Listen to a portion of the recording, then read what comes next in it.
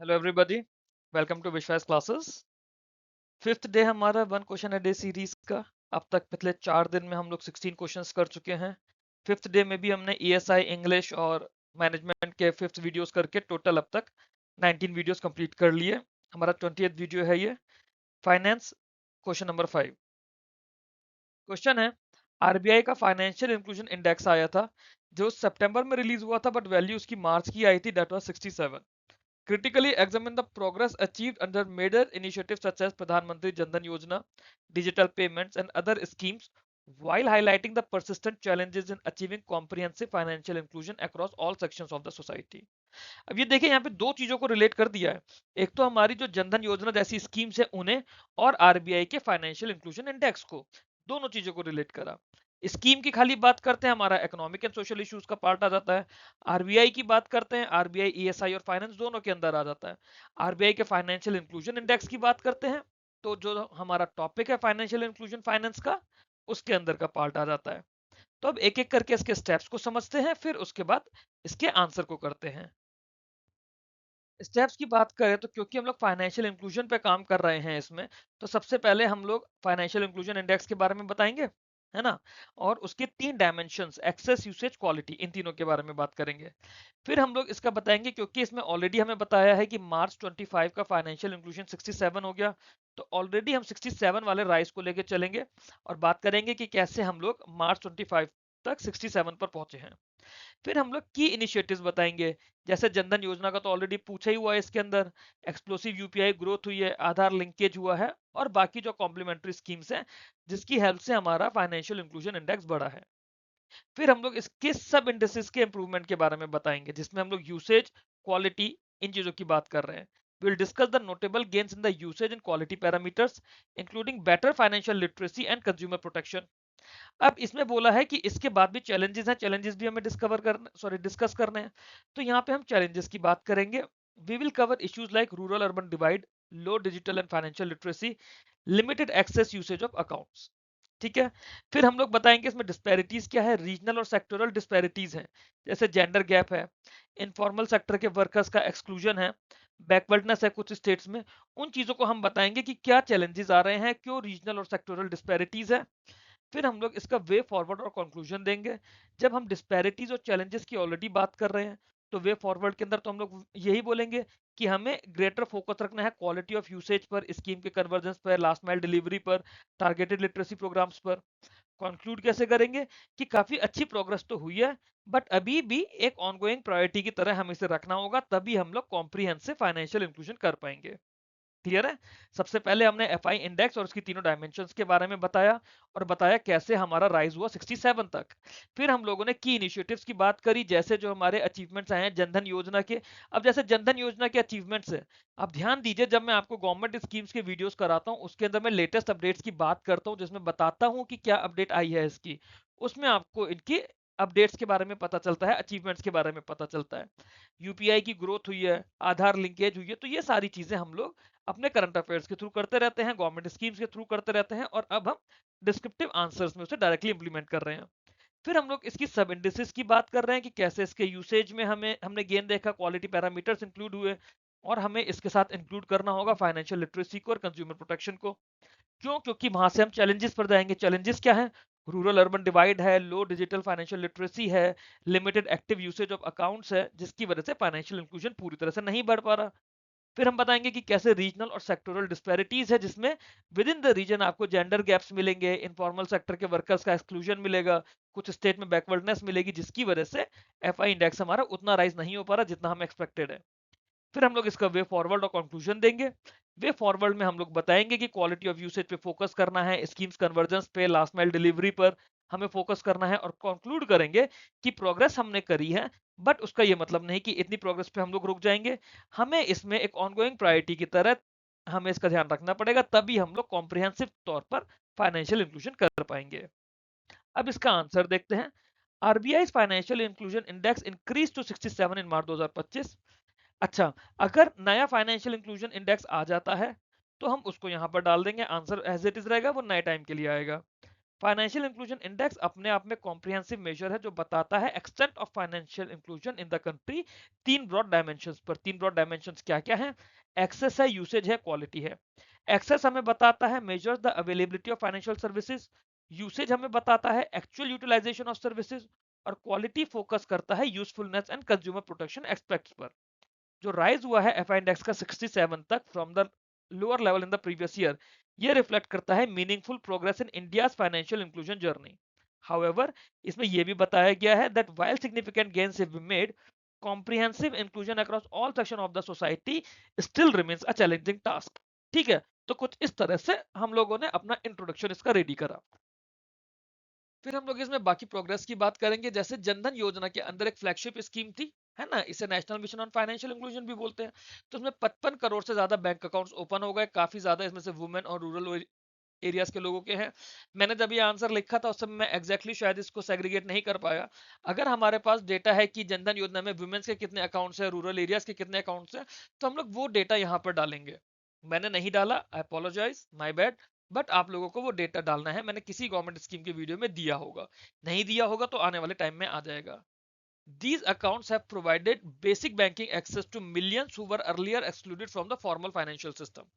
Digital payments witnessed explosive growth, especially through UPI, which now handles billions of transactions every month.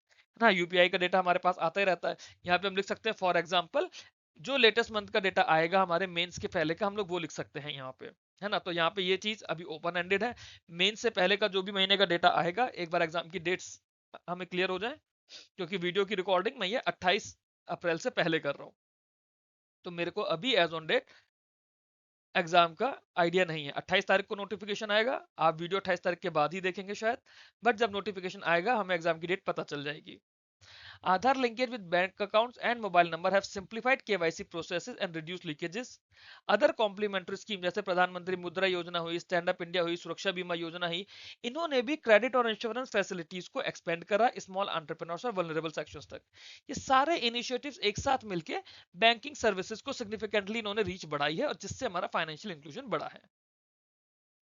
फिर हमारे पास financial inclusion की सब indices में notable improvement हुआ है। जैसे usage dimension has strong gains as more people are actively using their account for deposit, withdraws and digital transfer.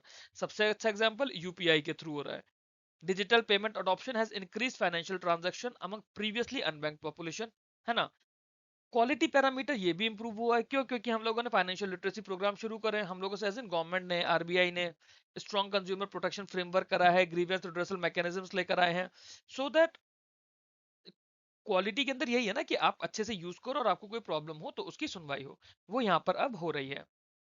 RBI efforts in promoting financial awareness through campaigns and inclusion of insurance and pension products have enhanced the usefulness of financial services. Clear है? ये जो improvement हो रही है, ये improvement हमें क्या बताते हैं? That inclusion is moving beyond mayor account opening towards actual economic empowerment. तो अब जो है, पहले क्या था कि अकाउंट खोलिए फिर अकाउंट यूज नहीं हो रहा है, अब अकाउंट एक्चुअली में यूज हो रहा है। एक सब्जी वाला भी, एक रिक्शे वाला भी, एक ठेले वाला भी, जगह जगह चाट पकौड़े वाले भी यूपीआई पेमेंट ले रहे हैं। पहले वो लोग सिर्फ कैश में डील करते थे, एनईएफटी और कार्ड मशीन तो लेकर नहीं चलेंगे ना। बट यूपीआई से क्या हुआ, उनके अकाउंट रेगुलरली यूज हो रहे हैं। वो लोग अपने पेमेंट्स भी यूपीआई के थ्रू कर रहे हैं, कस्टमर से भी पेमेंट यूपीआई के थ्रू रिसीव कर रहे हैं। तो अकाउंट में विड्रॉल भी चल रहा है, कैश भी चल रहा है। फिर उसके अलावा वो लोग बाकी स्कीम्स का भी बेनिफिट ले रहे हैं, जैसे स्ट्रीट वेंडर्स वाली स्कीम है, या फिर मुद्रा योजना है, stand up India, startup India schemes हैं, आपकी सुरक्षा बीमा योजना, जीवन ज्योति बीमा योजना है। मोरलेस मतलब ये हुआ कि वो लोग फाइनेंशियल सर्विसेज का एक्सेस ले पा रहे हैं।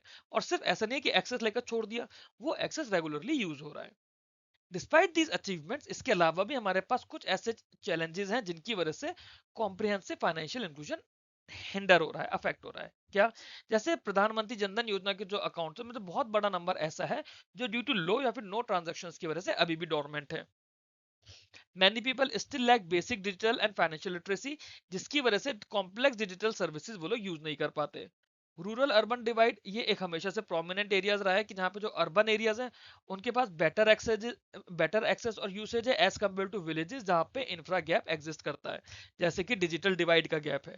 हमारे पास इंटरनेट सर्विसेज, मैंने पहले भी काफी सारे वीडियोस में बताया कि बहुत सारे रिमोट एरियाज अभी भी इंडिया में ऐसे हैं जहाँ पे इंटरनेट सर्विसेज प्रॉपर नहीं है। Last mile of delivery of services is still problem in the remote regions. फिर हम लोगों ने इसमें रीजनल और सेक्टोरल डिस्पैरिटीज की बात करी, वो फर्दर कॉम्प्लिकेट पर इट करता है, जैसे कि जेंडर गैप्स। ऑल्दो वुमेन के अकाउंट ओनरशिप इंप्रूव हुई है, बट उनका जो एक्टिव यूसेज और एक्सेस टू क्रेडिट है वो अभी भी लोअर देन मैन है। यहाँ पे आप एक चीज और डाल सकते हैं, मैंने एक रिपोर्ट के अंदर आपको ये बताया था कि नीति आयोग ने एक रिपोर्ट दी थी जिसके अंदर वुमेन का क्रेडिट एक्सेस बताया था कि अभी भी जो एलिजिबल वुमेन्स हैं उसमें 2/3 वुमेन्स ऐसी हैं जो क्रेडिट एक्सेस नहीं ले पा रही हैं। उसको आप एग्जांपल करके यहाँ पे कोट कर सकते हो कि इस पॉइंट के बाद कि recently as submitted by Niti Aayog in its report, approximately 2/3 of eligible women are not taking the credit facility or are not availing the credit facility. फिर हम आगे करेंगे workers in the informal sector, small farmers and migrant labour. इन्हें कई बार exclusion मिलता है क्योंकि इनके पास प्रॉपर डॉक्यूमेंट्स नहीं होते, इरेगुलर इनकम्स इनकी होती है, दैट मींस इन्हें क्रेडिट फैसिलिटीज नहीं मिल पाती। Certain states in eastern and northeastern India continue to lag behind in financial inclusion parameters compared to southern and western states. ये जो अनइवन प्रोग्रेस है, इससे हमें पता चलता है कि हर सेक्शन के पास इक्वली ये सर्विसेज नहीं पहुंच पा रही हैं। But in a way forward हम लोग जब बात करते हैं तो ग्रेटर फोकस जो रखना है, हमें क्वालिटी ऑफ यूसेज पे रखना है rather than just access. Quality better करनी है, स्कीम कन्वर्जेंस होना चाहिए between Jan Dhan Yojana, digital payment और क्रेडिट स्कीम्स। ये कन्वर्जेंस जो है उसे और स्ट्रेंथन करना पड़ेगा। Innovative last mile delivery mechanisms लेकर आने पड़ेंगे, चाहे इसमें हम बिजनेस करस्पॉन्डेंट्स यूज करें, फिनटेक्स को यूज करें, या मोबाइल टेक्नोलॉजी को इस तरह से एक्सपेंड किया जाए। टारगेटेड फाइनेंशियल लिटरेसी प्रोग्राम्स होने चाहिए लोकल लैंग्वेजेस में, specially for womens and rural youth. RBI और गवर्नमेंट को इन रीजनल इम्बैलेंसेस को स्पेशल ड्राइव्स के थ्रू एड्रेस करना पड़ेगा। जहां पे ये हमने बोला ना मोबाइल टेक्नोलॉजी, यहाँ पे आप ऑफलाइन यूपीआई को भी इंट्रोड्यूस कर सकते हैं। फॉर एग्जांपल ऑफलाइन यूपीआई की रीच बढ़ानी हो, ऑफलाइन यूपीआई इसीलिए था ना कि फीचर फोन्स के अंदर आप लोग, मतलब आरबीआई और एनपीसीआई का इसीलिए था ना कि फीचर फोन्स के थ्रू भी यूपीआई सर्विसेज का एक्सेस हो पाए। इन कंक्लूजन, आरबीआई का फाइनेंशियल इंडेक्स 67 हुआ एक सिग्निफिकेंट प्रोसेस है under the initiatives like PMJDY and digital payments. While access has improved substantially, उसके यूसेज का, लिटरेसी को, डिस्पैरिटीज के चैलेंजेस हैं। कॉम्प्रिहेंसिव फाइनेंशियल इंक्लूजन के लिए एक ऑनगोइंग प्रायोरिटी की तरह काम करना पड़ेगा। इन चैलेंजेस को हमें एड्रेस करना पड़ेगा, सस्टेन एफर्ट्स लगाने पड़ेंगे for better coordination and people centric approaches, तभी हमें लॉन्ग टर्म सक्सेस मिलेगी।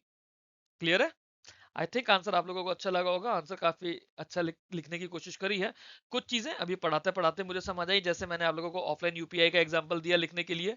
आप लोगों को मैंने नीति आयोग की रीसेंट रिपोर्ट के बारे में बताया, वो करंट अफेयर्स में हमने करी भी है अप्रैल में, अप्रैल या मार्च में ही हमने करी है। आप लोग उसे देखिएगा, वो भी आप लोग यहाँ पर डाल सकते हैं। तो इस तरह से करंट अफेयर्स की कुछ कुछ चीजें ना जो मैं आपको बोलता हूँ, इसीलिए बोलता हूँ कि लिख के आपको नोट्स बनाने हैं। लिखकर नोट्स बनाओगे तो आप इन चीजों को यूज कर पाओगे। That's all in this video. अगर आप लोगों को वीडियो अच्छा लगा हो तो वीडियो को लाइक कीजिए, चैनल को सब्सक्राइब कीजिए, बेल आइकन प्रेस करिएगा सो दैट आपको आने वाले वीडियोस के नोटिफिकेशंस मिलते रहें। आप लोग ये मेरे अलग अलग टेलीग्राम ग्रुप्स मैंने दिए हुए हैं, आरबीआई ग्रेड बी का चैनल और ग्रुप, और मेरा विश्वास का मेन चैनल, इसे आप लोग ज्वाइन कर लीजिए सो दैट आप लोगों को कोई भी पीडीएफ मिस ना हो, कोई भी नोटिफिकेशन और अपडेट आपसे मिस ना हो। Thanks for watching this video. Keep learning, keep growing.